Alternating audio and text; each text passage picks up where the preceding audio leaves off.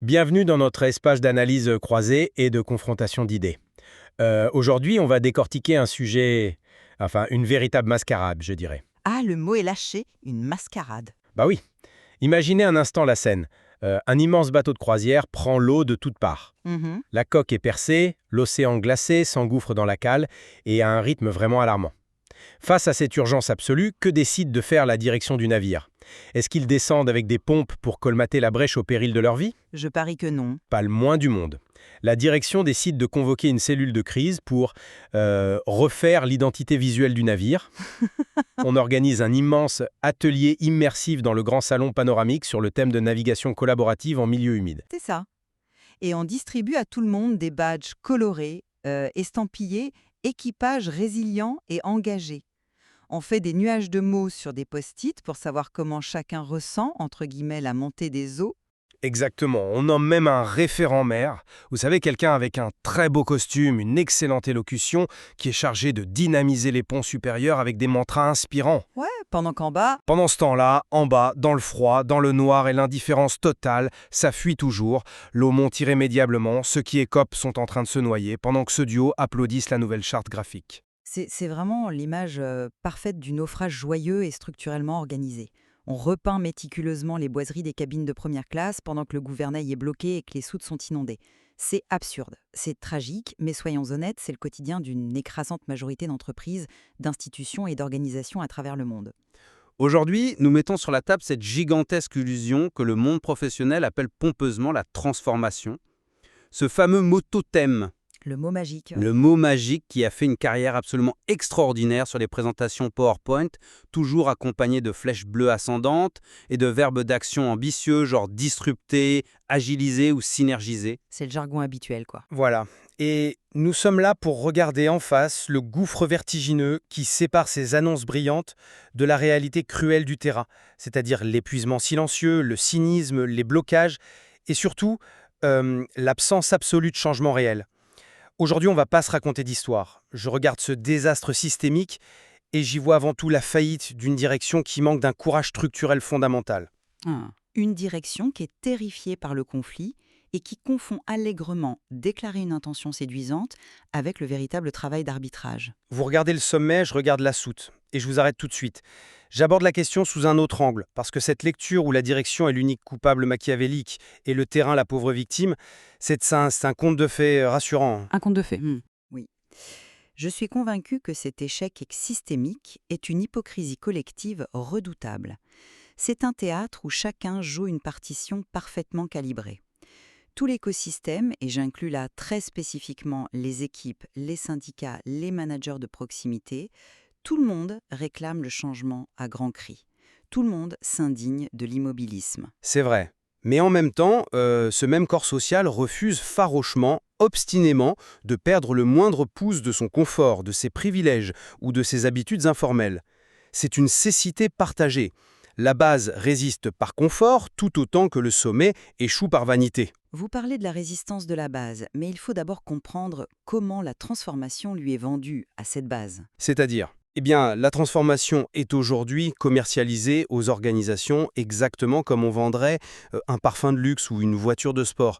Il y a une égérie, une musique inspirante, un emballage sublime, beaucoup de promesses d'élévation spirituelle et de bien-être au travail, mais absolument aucun mode d'emploi pour survivre au mardi matin sous la pluie.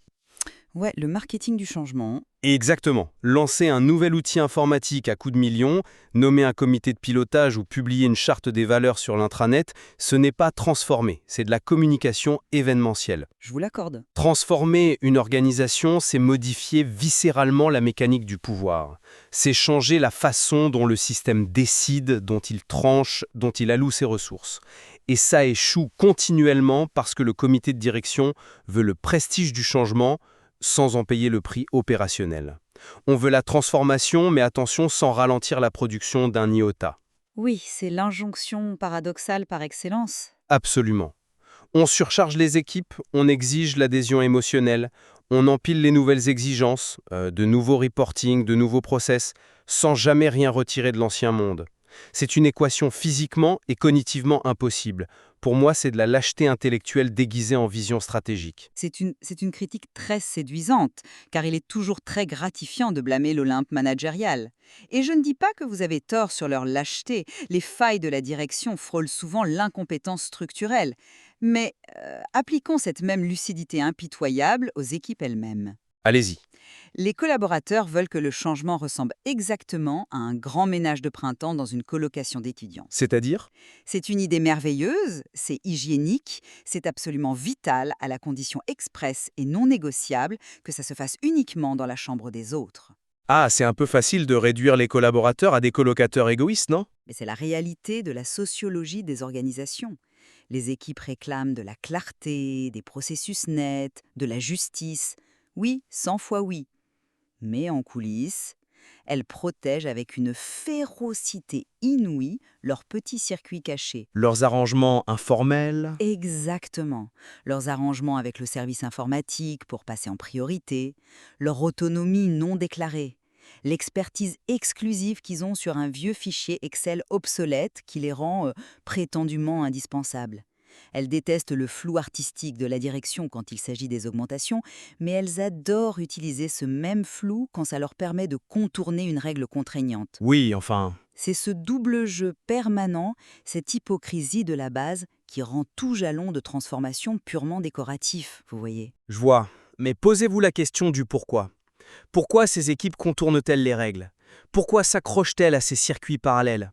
Sommes-nous face à une simple paresse humaine, ou plutôt à un réflexe de survie face à des dispositifs inapplicables, pensés par des gens qui n'ont jamais mis les pieds sur le terrain?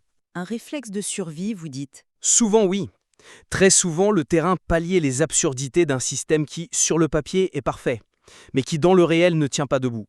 Laissez-moi vous donner une illustration précise, une histoire humaine tristement banale, pour vous montrer le coût réel de cette mascarade au sommet. Je vous écoute. Prenons une manager de proximité dans une grande structure. Une personne de 45 ans, solide, loyale, sérieuse. Le genre de pilier anonyme qui fait tourner la boutique. Le fameux middle management. Voilà. Un jour, la direction lance son grand plan de transformation. Officiellement, on lui dit qu'elle est au cœur du changement, qu'elle est l'ambassadrice de l'agilité. Dans la réalité, face à elle se trouve ce que j'appelle un sponsor fantôme. Ah, le dirigeant qui disparaît. C'est ça. C'est un grand directeur qui est venu faire un très beau discours au cocktail de lancement, avec des slides magnifiques, puis qui a totalement disparu dans les brumes des réunions stratégiques. Il ne répond plus aux mails dès qu'il s'agit de trancher un conflit concret. Le grand classique. Il coupe le ruban et il quitte le chantier en laissant les ouvriers sans plan d'architecte. Exactement. Et que devient cette manager? Elle devient le joint d'étanchéité du projet. Le système est poreux, alors elle bouche les trous. Elle reçoit des consignes absurdes, des délais déconnectés de la charge de travail réelle et des outils non testés. Alors que fait-elle? Elle compense. Elle traduit. Elle compense, elle absorbe les contradictions de sa hiérarchie pour protéger son équipe en bas, pour éviter qu'il ne craque, elle fait le tampon. Elle recrée manuellement les données que le nouveau logiciel efface, par exemple.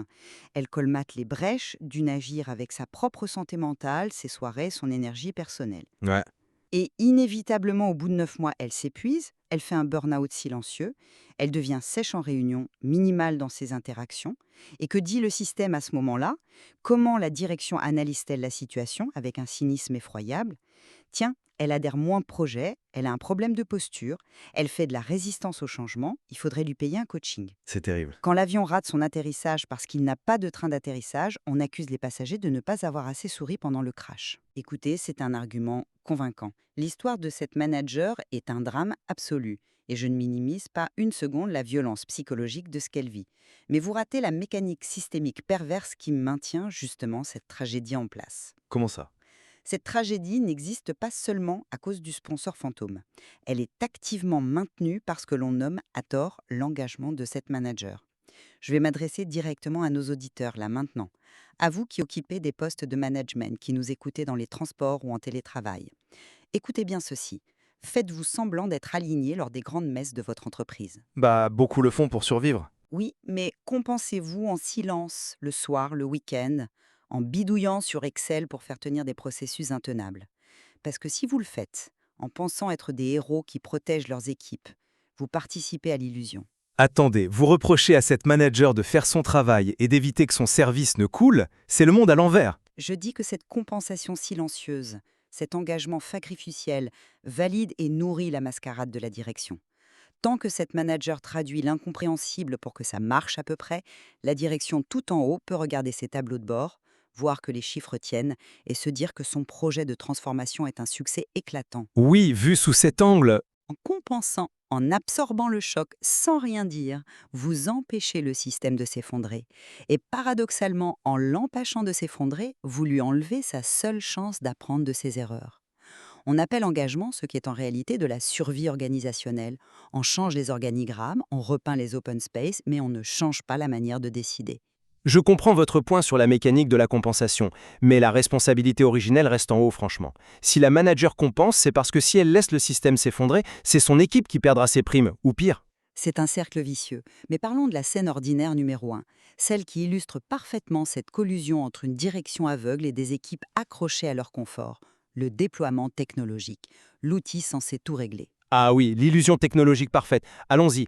Une entreprise achète un logiciel collaboratif hors de prix pour, je cite, fluidifier les échanges transverses et briser les silos. Que se passe-t-il sur le terrain?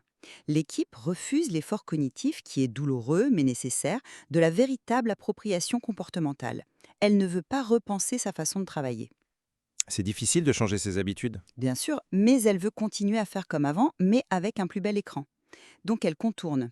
Le nouvel outil est officiellement installé, mais les anciens canaux restent vivants. Les boucles de mails interminables pleuvent toujours, les vieux fichiers de suivi obscurs continuent d'être mis à jour en secret par pure habitude et peur de perdre le contrôle. Ouais. Le résultat? Au lieu d'une simplification, l'équipe a créé le pire des deux mondes. Elle doit remplir l'ancien système pour se rassurer et le nouveau système pour faire plaisir à la direction. La charge mentale explose, l'équipe se plaint amèrement du burn-out technologique alors qu'elle est l'architecte volontaire de cette double comptabilité, par pur refus de renoncer à son confort d'avant. Je comprends pourquoi vous pensez cela, mais laissez-moi vous offrir une perspective différente. Je vous arrête tout de suite sur ce point, car c'est une erreur de diagnostic magistrale. Ah bon? Vous blâmez l'équipe pour cette double comptabilité. Mais ce n'est absolument pas de leur faute s'ils recréent l'ancien monde en parallèle. C'est l'échec total, absolu, d'une direction qui n'a pas appliqué le principe d'hygiène de base de toute transformation. Vous ne pouvez pas décemment reprocher à un employé de continuer à utiliser ces vieux fichiers Excel si vous n'avez pas eu le courage managérial de couper purement et simplement l'accès à l'ancien serveur. C'est vrai que la direction laisse souvent les deux systèmes tourner. Bah oui, c'est exactement comme demander à quelqu'un de refaire entièrement sa cuisine. La cuisine? Oui, imaginez, on demande à un restaurateur de refaire sa cuisine. On lui dit qu'on va casser les murs, changer la tuyauterie, poser des plaques à induction à la place du gaz. C'est extrêmement perturbant. Mais en plus, et c'est là qu'est la folie, la direction ne l'autorise pas à fermer son restaurant pendant les travaux. Oui, il faut continuer à produire. Il doit continuer à sortir sans couvert par service, au milieu des gravats, pendant que l'électricien coupe le courant. Et ensuite, la direction débarque en costume, goûte le plat et lui reproche d'avoir de la poussière dans son risotto ou d'avoir utilisé un réchaud de camping caché dans l'arrière-boutique pour s'en sortir. L'image est frappante. Si vous êtes direction et que vous nous écoutez, avez-vous clairement acté ce qu'on arrête de faire? Avez-vous détruit l'ancien avant d'exiger l'adhésion à la nouveauté? Non, vous ne l'avez pas fait. Vous avez ajouté une couche d'injonction sur une organisation déjà saturée. C'est de la lâcheté déguisée en agilité. Les systèmes ne respirent pas avec des couches en plus. Ils respirent avec des couches en moins, je vous l'accorde sans problème. L'injonction paradoxale de produire autant pendant qu'on casse les murs est une aberration cognitive imposée par le haut. Cependant, je maintiens que même lorsqu'on ferme physiquement l'ancienne cuisine, certains trouveront le moyen de commander clandestinement sur Uber Eats, tout en critiquant publiquement les nouveaux fours à induction, simplement par peur de devoir réapprendre à cuisiner. C'est possible, ouais. La transformation est un révélateur impitoyable de notre rapport collectif à l'inconfort. C'est vrai que la friction est inévitable. Mais sortons un instant de ce constat de désastre perpétuel. Est-ce une fatalité? Non. Car il existe des cadres stratégiques, des approches qui ont compris comment craquer ce code comportemental. C'est là que les méthodes sérieuses se séparent des marchands de sable. Vous faites référence à des méthodologies systémiques qui regardent le réel en face. Oui. Pour contraster avec l'histoire triste de la manager broyée tout à l'heure, je veux raconter une expérience humaine positive. Et elle est positive précisément parce qu'elle manque de tout le glamour habituel. Ah, racontez. Une organisation industrielle devait opérer une bascule majeure de ses processus de sécurité. Historiquement, ils auraient loué un stade, fait venir un conférencier sportif et distribué des t-shirts. Avec des slogans, bien sûr. Toujours. Mais cette fois-ci, la direction a fait quelque chose de révolutionnaire. Elle a lu le terrain. Lire le terrain. Ça semble être le degré zéro du management, et pourtant c'est l'exception absolue. Ils ont pris le temps d'identifier ces fameux fichiers Excel cachés dont vous parliez. Ils ont cartographié le vrai travail invisible, cette compensation silencieuse du management. Et à partir de là, ils ont eu le courage de trancher. Ils ont volontairement réduit le périmètre du projet. Ils ont nommé un sponsor exécutif unique, dont le seul rôle était d'assumer les conflits et de dire non. Un vrai paratonnerre. Exactement. Et surtout, ils ont formellement accepté de baisser les objectifs de production de 15% pendant 6 mois. Résultat, champ mat. Pas de t-shirt, pas d'euphorie, pas de larmes de joie. Mais 6 mois plus tard, le nouveau système tient. Les rôles sont lisibles et le travail se fait sans nécessité de sacrifice ou d'héroïsme de la part des équipes. Sans héroïsme, c'est le mot-clé. Un système qui a besoin de héros pour fonctionner au quotidien est un système structurellement malade. Je vous rejoins, c'est la seule voie adulte. L'enthousiasme verbal, les grands discours de motivation, ça ne vaut absolument rien face à l'atterrissage comportemental. Il faut une mécanique impitoyable. Tout à fait. Et c'est exactement ce que propose la méthode Tenir. C'est une méthodologie conçue spécifiquement pour ceux qui veulent arrêter de brasser de l'air. Ah oui, l'acronyme TENIR, T-E-N-I-R. Allons dans la mécanique. Comment ça marche concrètement? Alors, T pour traduire en gestes concrets. On arrête avec les mots valises comme bienveillance ou transversalité qui ne veulent rien dire pour un comptable ou un infirmier. On définit qui valide quoi, quel bouton on clique, qui a le droit de dire non. Du concret, quoi. Voilà. Ensuite, le E, enlever avant d'ajouter.